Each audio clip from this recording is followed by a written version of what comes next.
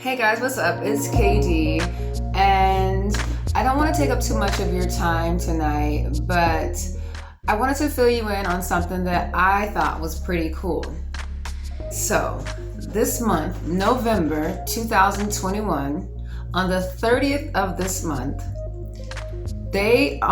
first, you should press pause, and Google Josephine Baker. And then once you pull that up, push play, and then we'll continue this. I'll give you a few seconds. New hairstyle. Okay, so did you Google Josephine Baker?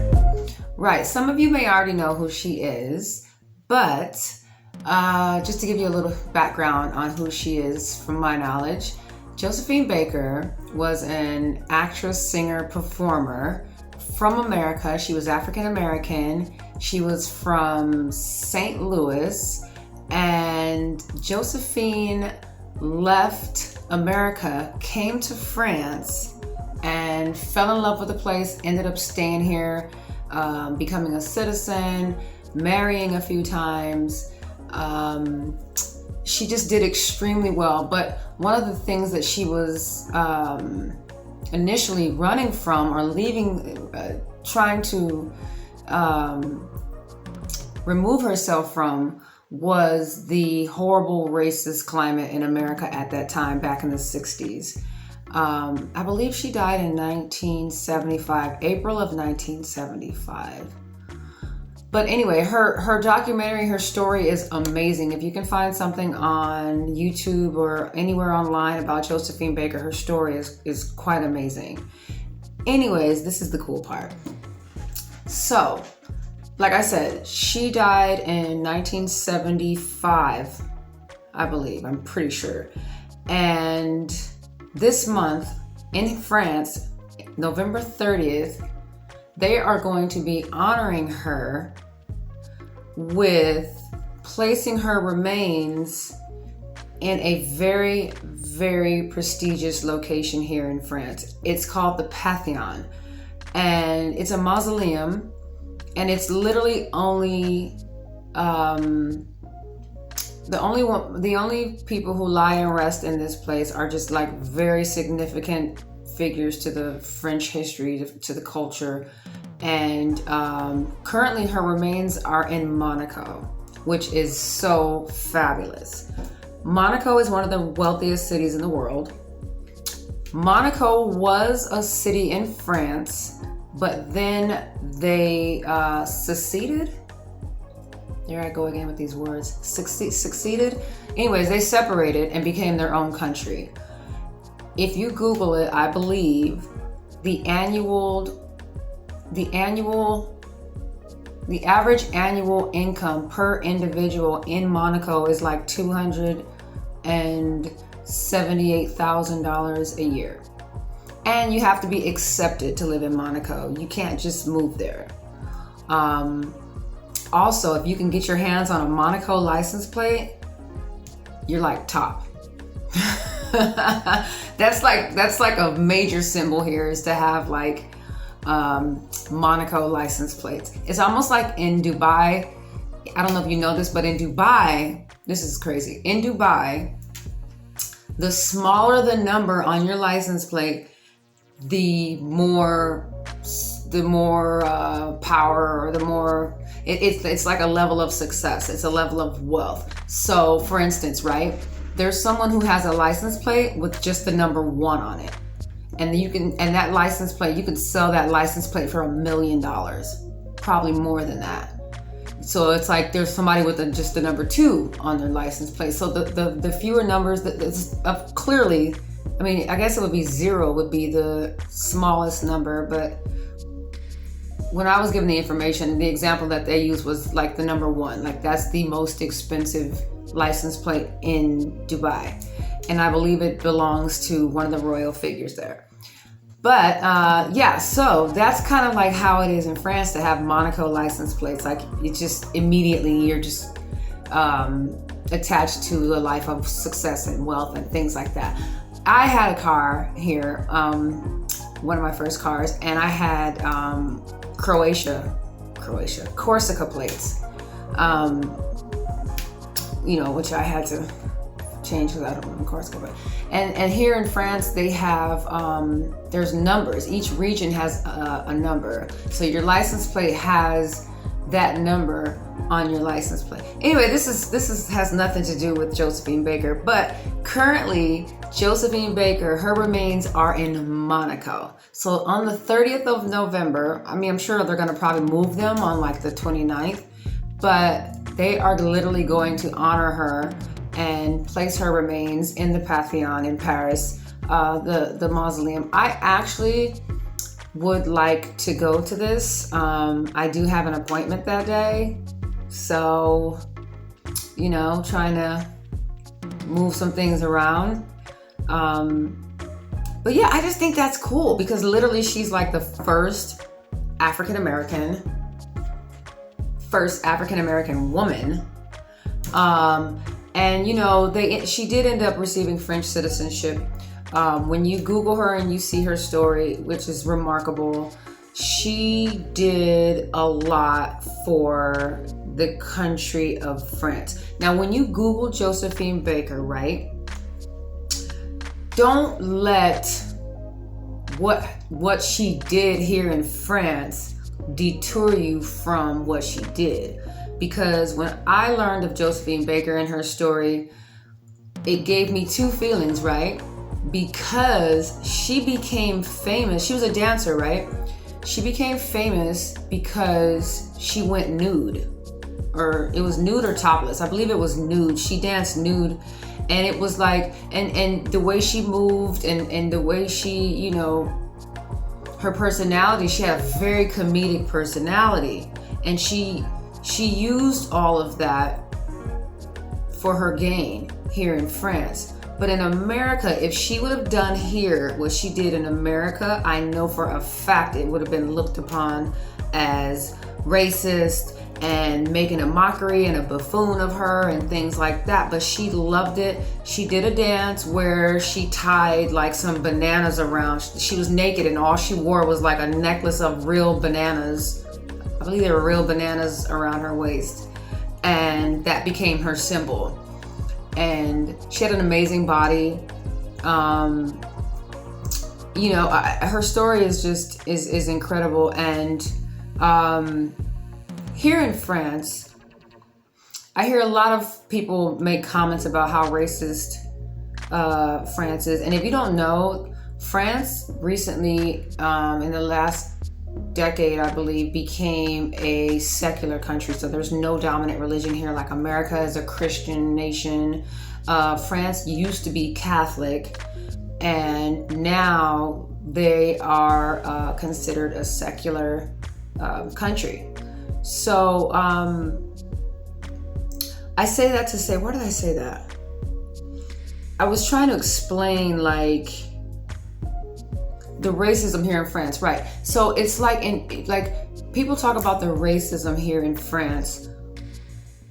I've talked to many people, right? I've been going to school, so I interact with a lot of people from different backgrounds, and sometimes I go to the cafe and I'll just sit and talk with someone. And France has a level of racism, but it's not against color. From my understanding, talking to many people, France has an issue with religion. And France is a very old country, and they just like things the way they like things the way they like things. And they don't really there's a lot of different religions that are coming in, and it's like you come into somebody's house and you start changing the furniture. And it's like, wait a minute, hold up. We told you can come stay here, but you didn't, you changing the furniture now? And so it's that's kind of what it is. But after speaking to many people, it's like, it's not really a racism against color. It's more of an issue of religion. But I feel like I've been here long enough, and I've dived into the culture enough. There's a lot more to learn, I'm sure. I know, but French people love art, and they love entertainment, and they love things that are different, and they're very they're just very, very open-minded to different things, and like any country, I'm sure. But when Josephine Baker came and did what she did, she was like I said, in America it would have been looked upon as something, one thing, but she came here and she was literally like appreciated. And she came here and she literally like did something, you know, she was naked. She performed naked, and it was like the men and the women, everybody was just in awe of it, and they totally received it. The women were like, hey, you know, this is awesome, and the men were too, clearly. But she just, you know, it was pretty amazing. She adopted 11 children. She was married, I believe, like 3 times, and there were some things that she did here for the military, and I believe that is what got her this moment on November 30th. I mean, she did a lot for France. She gave her heart and soul for France. America was basically treating her like shit, so she came over here and they loved her. They embraced her. She learned the language a little bit. She learned the language, yeah, because I think she did some movies where she spoke French, and she sang in French as well. She was like the Black Edith Piaf to me a little bit. They both kind of had like the same type of vocal ability. And yeah, I mean, you know, and it's kind of cool because, you know, there's like these similar parallels with our lives. You know, I didn't come here I wasn't coming here fleeing racism in America, but the temperature in America and things that I saw that were happening and the direction that I saw the country going in, it did play a role in my decision, because, you know, I just felt like, I'm gonna be honest, right? And this is, I have to tread so lightly with this stuff because I don't want to seem as if I'm choosing one or the other, or like I'm not happy with where I'm from. It's not that. It's just that the few years that I've been here, it's almost like I got a break. Like I got a break from America. It's like, you know, there is the stresses and the fears and I just don't have those here. I mean, the first year that I was here, it just was like everything I saw, everything I did, I was like, oh my God, you can never do this in America. You can never do this in America. You don't even see car accidents here. You see maybe like one car accident, like I average about maybe one car accident a month I see on the road here. And, you know, it's like everybody's on the same page here. It takes a long time to get a driver's license here. The driver's license don't expire here like in America.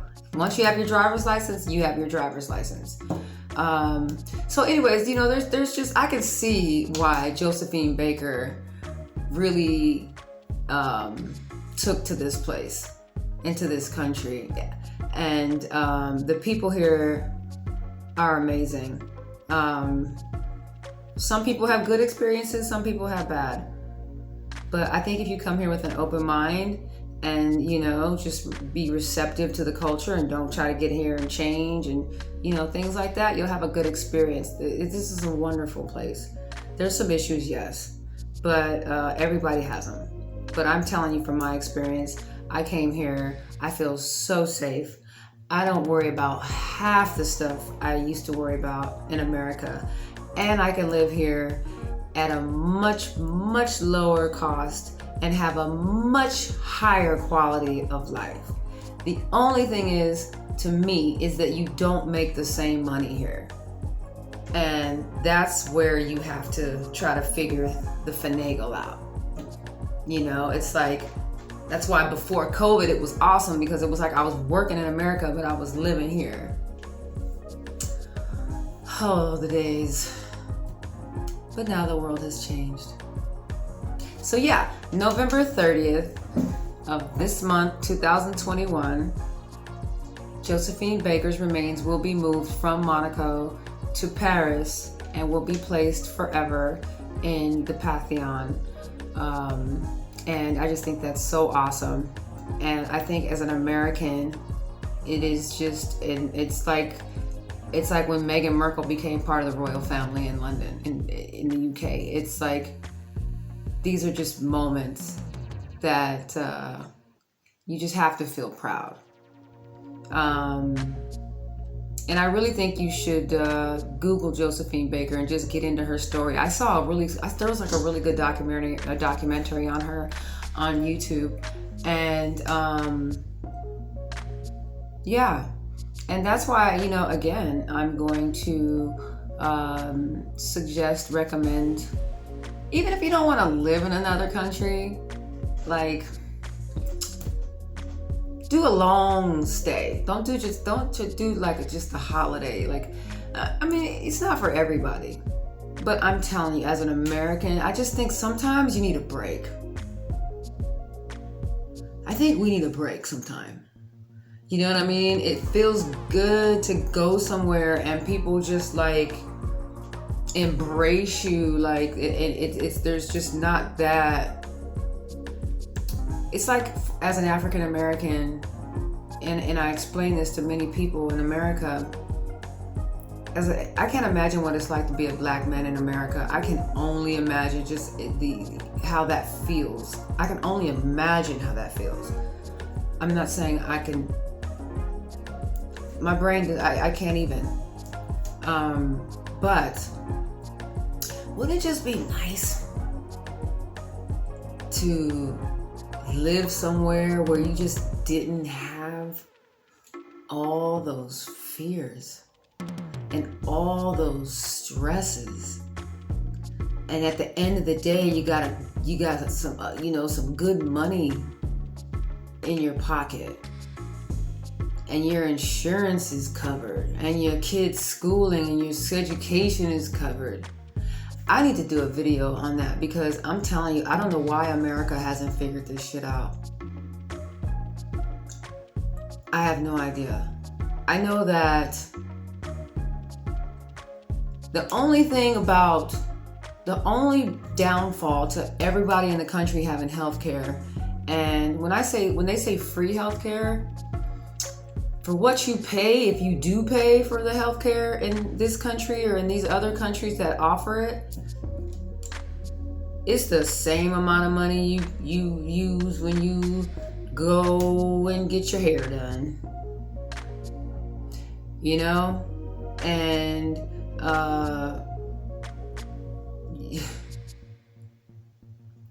so yeah, anyways, that I don't want to get off topic, but I do want to make a video at some point about trying to I never paid attention to it, to be honest. Like, I never really paid attention to like healthcare, the healthcare setups in other countries. But let me tell you, like, and I was gonna say before I got off track, the one downfall to everybody having healthcare in a country is the amount of time you have to wait for appointments. But here in the south of France, one of the reasons why you have to wait so long for appointments is because there's a lack of doctors, and there's a lack of like people that do eyelashes and have their own businesses, or nail technicians, or specialists for certain medical specialists. There's just a shortage. So that also creates a lot of distance in between your appointments. But, all the schooling that I've received has been free since I've been here.